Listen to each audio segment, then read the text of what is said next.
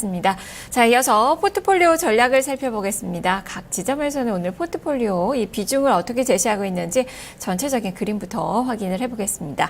메리츠 송금증권 부산금융센터의 포트폴리오입니다. 주식 50%, 현금 50% 1대1로 유지를 하고 있습니다.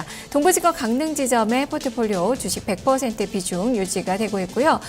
KDB 대우증권 이촌동 지점의 포트폴리오 역시 동일합니다. 주식 80%, 현금 15%로 전날과 동일한 수준으로 유지가 되고 있습니다. 자, 이 중에서 KDB 대우증권 이촌동 지점으로 가보겠습니다. 김진성 PB입니다. PB님 안녕하세요. 네, 안녕하세요. 네, 지금 주식이 85%, 어제랑 똑같이 좀 유지가 되고 있는데요. 자, 종목들 구성은 어떻습니까? 네, 오늘 크게 바꾼 부분은 없습니다. 이지바이오가 25% 유지하고 있고요. 조금 약한 종목인데 글로비스 15% 계속 유지하고 있고요. 제일모직 15%, 네이버 10%, 경남제약 10%, 마이크로 컨텍스트 10% 이렇게 가지고 있습니다. 현금이 15%입니다. 네, 그럼 오늘 포트폴리오 전략을 어떻게 세우고 계신 거죠? 예, 사실 지난번에도 말씀드린 것처럼 시장이 다시 한번 좀 쉬었다 올라가는 국면으로 나왔다 이렇게 좀 판단하고 있고요. 그리고 관심이 많이 쏠렸었던 FOMC 정례회의도 페이션트 문구는 삭제했지만 시장에 친화적인 발언들이 나오면서 글로벌 투자자 위험 자산 선호가 앞으로도 좀 지속이 될 것 같다 이런 판단이 들고 있습니다. 그러면 우리나라도 어찌됐든 수혜를 계속해서 볼 수 있는 상황이기 때문에 시장 흐름은 좀 이어질 수 있다. 다만 최근 시장 흐름이 이렇게 좀 좋아졌지만 오히려 종목을 피킹하는 데 있어서는 사실 조금 더 어려운 상황이 나올 수도 있겠다 이런 생각이 들어서요. 포트폴리오 전략을 짬에 있어서 조금 더 신중하게 대응해 볼 생각입니다. 예. 네. 자, 그러면 이제 종목들 하나하나 보도록 하겠습니다. 지금 가지고 계신 종목 중에서 제약주가 들어있죠. 경남제 오늘 또 제약주들 많이 좀 움직이고 있는데 주가가 한 2.8%가량 플러스권의 움직임이 기록이 되고 있네요. 다른 제약주들에 비해서 좀 많이 못 오른 그 종목이에요. 자, 이 종목은 어떻게 봐야 될까요? 경남제약 사실 제약주라고 하지만 주로 품목이 레모나 쪽입니다. 레모나 같은 비타민군 쪽이 좀 많이 들어가 있고요.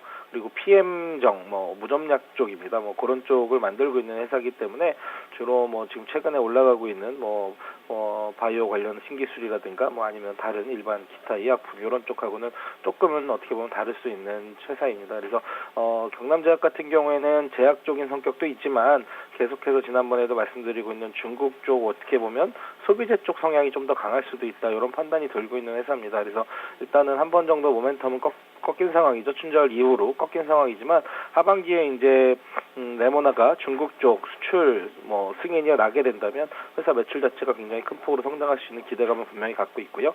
실적도 지금 계속해서 좋아지는 상황이기 때문에 포트폴리오에서는 꾸준하게 가져갈 생각을 가지고 있는 회사입니다. 예. 네, 그리고 네이버가 오늘 또 반등 나오는데 이 종목도 최근에 좀 움직임이 좀 어려웠던 그 기업이에요. 이제는 좀 기대감을 좀 가져볼 수 있는 건가요?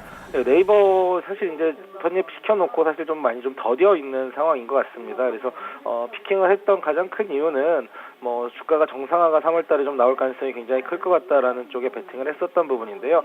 아이디어는 대형주들 바닥권에서 턴하는 종목들을 좀 피킹을 해놓으면 좋겠다라는 쪽에서 이제 출발을 했던 종목인데 사실 좀 움직임 폭이 더딘 상황입니다. 그래서 하단에서 박스권 하단은 굉장히 좀 견고하게 만들어줬지만 하단에서 주가가 정상화되는 과정까지 시간이 여기서 조금 더 지켜봐서 오래 걸린다면 시간은 좀 오래 걸린다면 시간에 대한 기회비용을 생각을 해서 다음 주 정도에는 한번 바꿔볼까 고민도 하고 있는데요. 일단 주가는 여전히 좀 싸다 이런 생각은 계속해서 가지고 있는 종목입니다. 예. 네. 그리고 지금 좀 떨어지는 종목이 제일모직, 현대글로비스 좀 주가가 한 1% 정도 마이너스권의 움직임이 나타나고 있는데요. 이 종목들도 좀 움직임이 더딥니다. 자, 이 종목은 계속적으로 보유하실 계획이신가요? 제일모직은 일단 계속 수량 오히려 늘려가거나 아니면 계속 유지할 생각을 가지고 있고요.